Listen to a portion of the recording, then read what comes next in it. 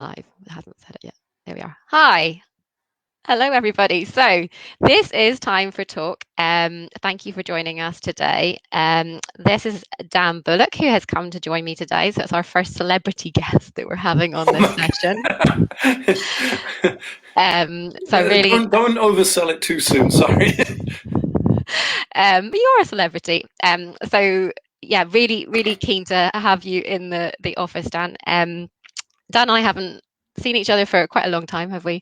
But we go way back. I think 2006, I moved to London, and sort of in an effort to kind of meet people, I kind of joined Swim for Tri, got a bit into the triathlon scene, did a few of your swim camps and things like that. And I do credit you with getting me back into swimming as an adult, because I think pre that I just had been the triathlete who got in a pool, swam up and down, did the distance that I needed to do, and hadn't thought about technique for a very long time. So I definitely credit you with that. And Thank I you very looked at much. Steve True wrote a little review about you in the last couple of weeks, and I just thought, gosh, there's a lot of stuff that I don't actually know about you. But I mean, what's your biggest swimming achievement, or what's your claim to fame that you hold on to as being the biggest thing that you've done with your swimming? It's been, I've been coaching so long now that Mm. I sort of, sometimes it's hard to distinguish sort of swimming achievements and coaching achievements. There's a lot of things I'm proud of. And, as a coach, most recently Eid, the Syrian refugee, we helped him and sort of got, applied to the IOC to try to get him a refugee status berth because he was swimming so fast, which was just amazing. When we swam Lake Geneva that a few years ago, it was not the most talented of team, and the ladies will attest to that. I was kind of the ringer, but and we, with some coaching, we did the 72K in our 1 hour blocks across Lake Wow. Geneva. That was a huge thing that I took a lot of pride in, because a lot of people wrote the team off and sort of said, like, why are you bothering? But the determination was amazing, and we got across Lake Geneva, and there's not many relay teams that have done that. I mean, it's almost double the distance of the channel, so it's a significant body of water. Yeah, absolutely. So I have, as a coach, I have combined, I was a triathlete, and that was what I needed to sort of put my my professional swimming career to rest. I became a triathlete in the late 90s, parked swimming, but found a love of open water that I didn't know existed. I mean, I wish I had known, but triathlon led me to open water swimming. And I think my last triathlon was sort of 2008. And then there were so many that the Great North Swim coinciding with the Beijing Olympics, there were so many options to do open water events that I Yeah. never really went back to triathlon. And I've just loved this secondary career, going to, the World Masters champs, the European Masters champs for open water. That's been a great sideline. And I, as a coach, there are a lot of courses you can do now, but open water racing is quite a new sport, really. And there isn't really a full, it's not like we have the history of competitive pool swimming. By racing, I learn, by teaching, I learn, and the two marry up. And so as a senior master racing still, that's where a lot of the coaching ideas and things come from. Yeah. Because I don't think I've ever really asked you about your actual training schedule for, I mean, how have you managed to swim this last year? Much. No, I mean, we were lucky. I mean, obviously the pool's closed. We were lucky Yeah. that outdoor activities could continue. So last May, we opened the lake we have access to in Essex. So Yeah. as a lifeguard, I take that aspect very, really seriously. I'm a big fan of the RLSS. I've been a lifeguard since the late 80s. I was traveling as a student back and forth to the US, swimming on scholarship, and then working as a lifeguard in the summers. So I really take that aspect seriously. And our lake is very safe. It's very well attended with kayaks, stand-up paddle boards, with a paramedic, with lifeguards. So, I don't swim that often. And in fact, I actually use my swim bench quite a lot, which if you're not familiar with it, basically it's sort of a treadmill for swimmers. There's a few manufacturers. I use something from called a Vasa swim bench, and it allows like long distance swimming, the underwater movements to be replicated under the water as you push you without the surface recovery. Because my shoulders, even with good technique, I mean, and back in the 80s and the 90s, we didn't understand so much about the science of looking after your shoulders and being healthy. So I like to race long distance, but I can't train long distance. So the treadmill for swimmers allows me to sort of keep the arms physically fit. A little bit of running and cycling and rowing helps, but I don't actually swim that much anymore, which is frustrating.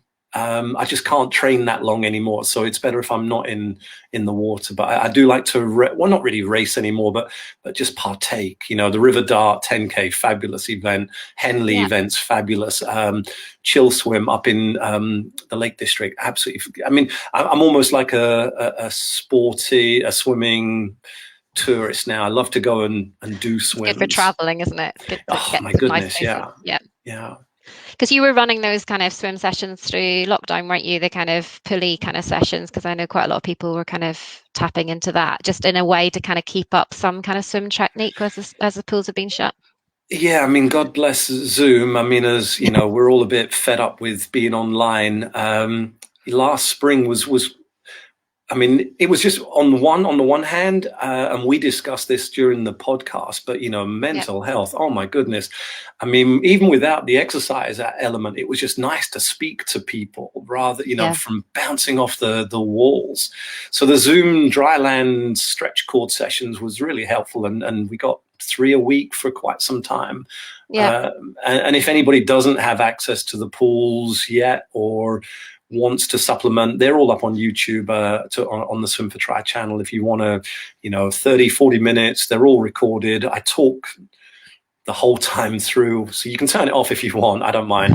But the actual session is written in the YouTube sort of comments, so you can actually get a fully, there's technical elements, there's fitness, there's strength, and so on. But that that was really good to stay in touch with our clients, let them know that we're doing our best to stay afloat. We still want to bounce back after this, even though, it was looking pretty grim at one stage. I mean, it's been a really hard year for swimmers, really, hasn't it? Because I think, if you're a runner, you've been all right. You stick your trainers on, you still go out. But if swimming's your thing, then really it's been hard. Loads of people seem to have got into the open water, cold water swimming. I mean, is that your thing as well? Do you do that? Well, at certain times it has to be. I mean, when you're a lifeguard, I mean, we started at the lake 3 weeks ago, and it's sort of, 8-9 degrees. It's certainly not warm.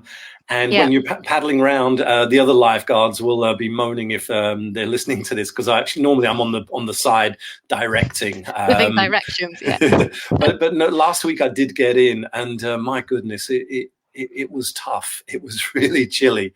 So swimming through the year is not really my thing. There's been. I love the fact that it's so good. People are using it for mental health, for curing ailments, for, just whatever they need, as long as it's done safely and with supervision, if they're jumping into a lake that's got ice in it, please be careful. But no, not my thing. I don't, I like a wetsuit. I mean, I like to swim without a wetsuit, but it needs to be warm enough. That's for sure. Yeah. No, I had a friend contact me about kind of getting, our lakes are opening around where we are as well up here, and someone was saying, oh, can I go to your first session with you? And I was kind of, it's going to need to be a bit warmer for me, but then I felt a bit, because I do know other people who are in there all year round. Maybe it's probably a mental block, isn't it? We need to man up a bit, Dan. If it's that good for you, I really should. But the prospect of hopping into a wheelie bin in the garden just to sort of get. I've got a friend that does that. I mean, to be honest, I kind of keep my hand in a little bit. I shower quite cool, which drives my wife crazy that she'll jump and I hear the screams. She's like, why don't you fix this before you get out? So I don't like hot water, but equally, 8 or 9 degrees is pretty It's cool, properly cold, isn't it? which is what we're Yeah. getting at the moment. And and there's been some really nice innovations. If people are interested, people have been arriving with sort of like large insulated freezer boxes with a couple of hot water bottles with their clothes inside, so they can get out, get dry quickly, get straight into Okay. warm clothing. The little sort of chemical pouches that you crush. I mean, I'm sorry, For your hands, for your hands and feet. yeah. They're probably not great for the environment. Hopefully, people look into that, but and make their own decisions. But when you're that cold, having swum 5, 10, 15 minutes, some people have been at it all winter and they're hopping in without wetsuits, doing 20 minutes of swimming, which takes my Yeah. breath away. It really does. I think you have to build up to that, don't you? But yeah, once you're there, I think, as you say, the benefits are. I keep I'm seeing I'm articles on the sure benefits. I'm sure people are tired of all the, get back into it guide. Here's your guide to get back into swimming and tips for this and tips for that. And there's been a lot of stuff out there. But I mean, unfortunately, suddenly thinking about going swimming this week, you've missed it. You should have been prepping months ago for these colder temperatures, which I know wasn't really sensible or achievable or practical. So, if you can't really acclimatize, it's too late. Then at least look after yourself so that when you exit, bobble hat, get the head warm as soon as you can. If you can possibly get a hot drink as soon as you can, warm clothes as soon as you can, big jacket, the heater in the car. At Yeah. least be ready for that exit, because we've seen some people getting out of the water very, very cold. Yeah. And then they kind of collapse, don't they, if they overheat too quickly? You're not meant to get in a hot shower and all that kind of but Yeah, take your time. Take your time. But I think one of the things that we kind of talk a lot about at cognitive sports therapy is this thing that in order for sport to help your mental health, that it should be something that you enjoy and something that you love. So I kind of, again, it's back to that kind of the swimmer and the person who really enjoys swimming. So any kind of, the pools are now open. If you got any kind of, I don't know, tips or advice for people getting back into it, having been out of it for a year or 6 months, certainly.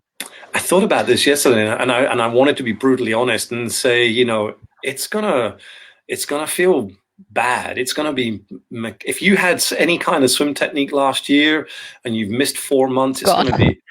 gonna be clumsy. It's gonna be mechanical. You're gonna feel rusty. You'll probably be very sore to the next day. The muscle soreness will kick in. I think psychologically, let's be honest and say it's this is not going to be easy, but also, I'm a fan of saying, one swim per week is 6 days of unlearning. So, if you don't bounce back quite quickly, it's going to stay bad and be bad each time. So, if you can get to the pool a couple of times a week and just slowly increase your distance, time in the water, the distance you achieve, it will get better. A couple of drills here or there will really help your technique flow back. And yeah, some dry land movements, some before you even get into the water, some dry land movements will really help. And if in the days leading up, you can add some dry land stretch core training, at least wake up the swimming muscles a little bit before you hit the water. That could help. Yeah. And I think I kind of was saying to you before this as well about that thing of, I had used to get up in a pool and just swim up and down by myself. But the thing that really kind of changed stuff for me was getting in with a club and like getting in with, you guys. And I've done a bit with Cambridge Tri up here and things like that. Yeah. And it just,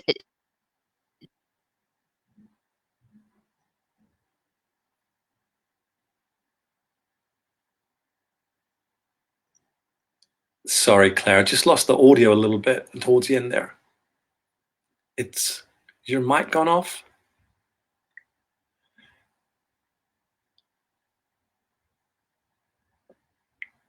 I see your microphone muted. That's better. oh, hi, sorry. I know it's going to do it again. Can you still hear me? I can hear you now. Yeah, that's good. Sorry. I was going to just say the benefit of being with a club. I think as adults, we don't always think of clubs. When you're a kid, you go to Yeah. and as an adult, it's a wee bit is that what you do? But it's so helpful from the point of view of motivation and social side of things. And I got in trouble writing years ago and sort of explaining, swimming, the monotony of swimming and the dullness. I mean, having done it for so many years as an individual sport, even in clubs, even in teams, even with the school, swimming, it's pretty dull. Just looking, anything you can do to be accountable, to brighten it, to create some camaraderie. And I think that's one of the other things we're quite proud of, that back in early 2000s, I think we were one of the first group. There were tri clubs, but the swim coaching ability of the helpers wasn't so great. But what we initiated was like 2 or 3 lanes, good quality coaching, a fitness session that came together, and they were really, it wasn't a master swimming club because we didn't challenge people with all the strokes. It was open water in mind. It was triathlon in mind. yeah, And people came together, and I think that's really helpful, that camaraderie, that little bit of social cohesiveness. If you remember Kensington, that was one of our first. yeah, There was a couple of weddings grew out of that.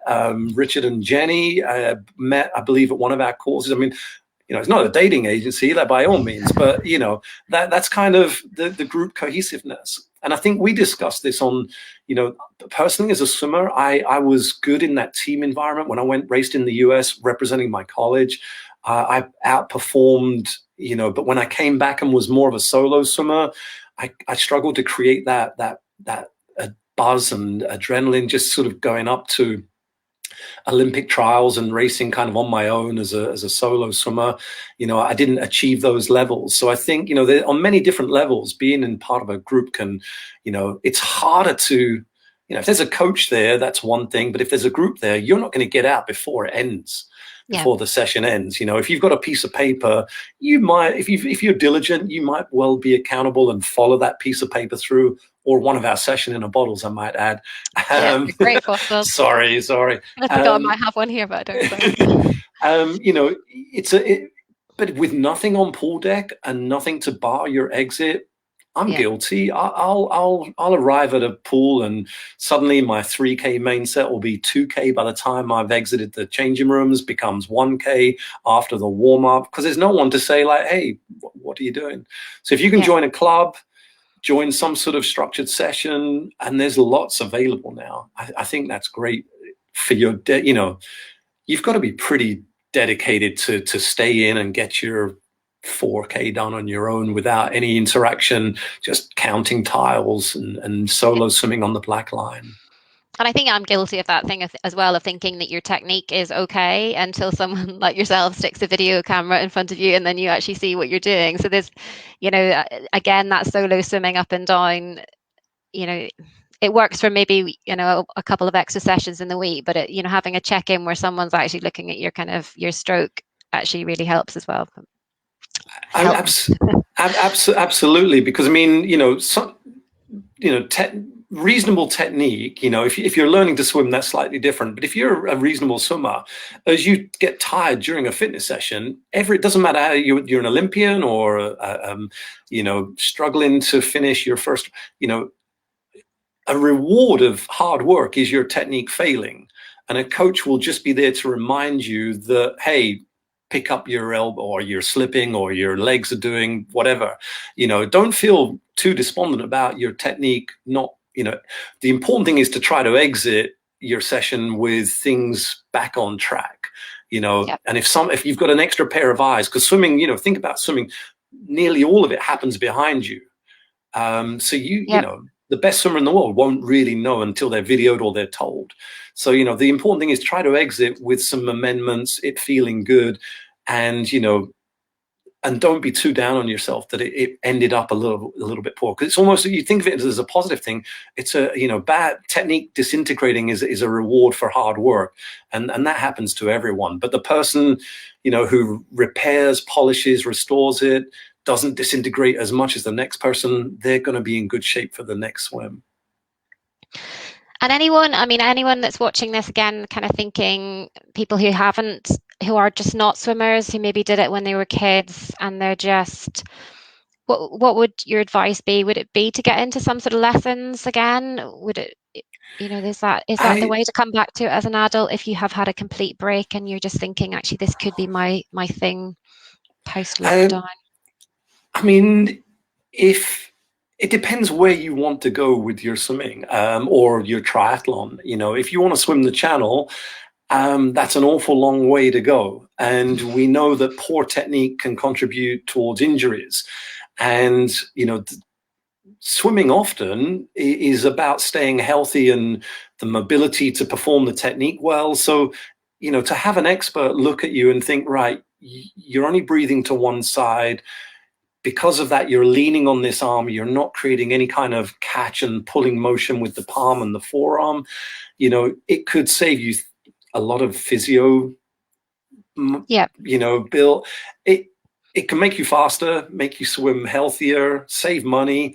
Although obviously you're paying money to a swim coach, so it might balance. But it depends where you want to go. If you're happy, you know, at 3 minutes per 100 meters for Ironman, and it just sneaks you inside the cutoff, then happy days. But if you want to be more competitive, then I've yet to see the person that made significant gains, on their own. And I read an article last year, someone sort of saying like, oh, don't underestimate what a set of paddles and a pull buoy can do, with enough swimming. It's blind swimming. It's not guided swimming. yeah, It's the risk of injury. And, why not accelerate that with a set of eyes? Some filming will speed up the rate of progress hours and hours and hours. So, I guess the easier, if you want to get faster, get some coaching. If you're happy with where you are and you just enjoy going for a swim, absolutely fine. If you're struggling with injuries, I guarantee, a swim coach could take a lot of that pain away, and fix things, because the two are so integral. Swimming badly is, obviously swimming really badly is not great, because you could drown. But swimming mechanically incorrectly is a sure way to pick up injuries, because you can muscular and mechanically you can get it so wrong because it's so alien. Running, yeah, cycling, you can have a little look in a shop window as you go past. Maybe the handlebars, the pedals stop your technique becoming dreadful on a bike. You yeah, can't go too far wrong. In swimming, you can be incredibly wrong. yeah.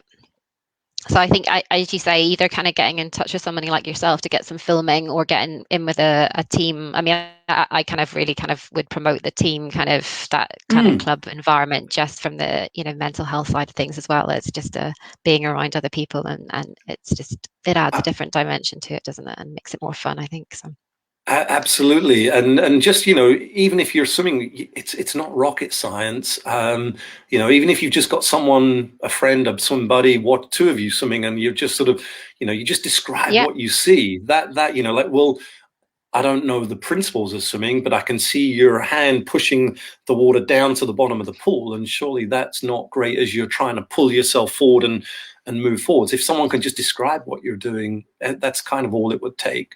yeah, But being filmed is wonderful. I mean, that's why it's used at an elite level where tents happen. But the exciting thing is, it doesn't take many. A couple of subtle changes can deliver an awful lot of gains. Yeah, why not? yeah. And I think it's good, because I recommend it to people quite a lot if they've got lower limb injuries and things like that, with just that kind of, taking the impact away from your body a little Low bit. It's quite impact. nice kind of cross training to do alongside people who, are picking up running injuries and things like that. To have the swimming as We something to fall back on is really helpful, isn't it?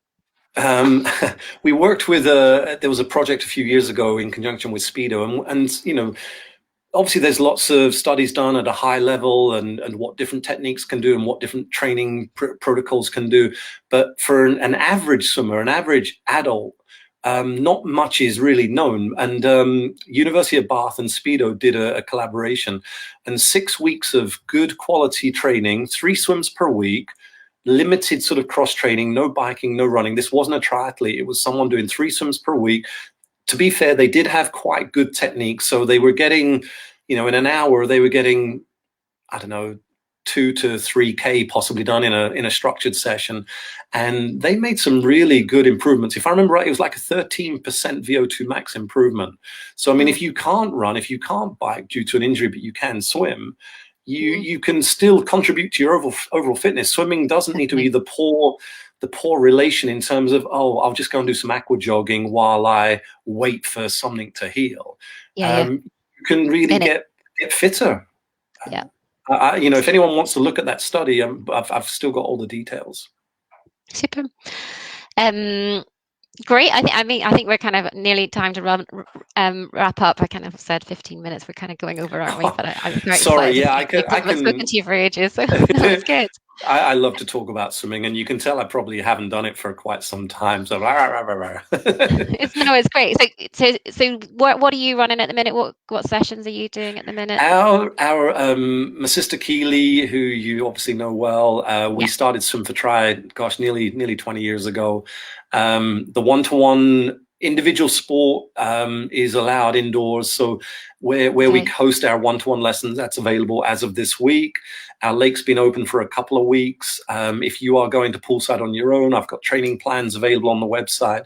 We've got our session in a bottle where I had an interview with Outdoor Swimmer the other day, and Jonathan was sort of joking about, oh, it's so clever, these writing sessions on the plastic bottle. And I was thinking, gosh, yeah, Saturday mornings I run a lake and I'm either lifeguard or car park attendant, and my legacy will be that plus writing on the side of a swimming bottle. No, they're great though. I don't know why, it's such a simple concept, but it's great. You go with your bottle to the pool, why you not have your set on it? They're great. So you can take that with you, and if you've got swimming video, you can upload that, and I'll be happy to analyze that. That's another, online analysis. That's another thing that might well help if you were at a training camp prior to lockdown or last summer or whenever. You can send that, and I'll be happy to give you some pointers, give you a session to work on any failings. Great. Lovely.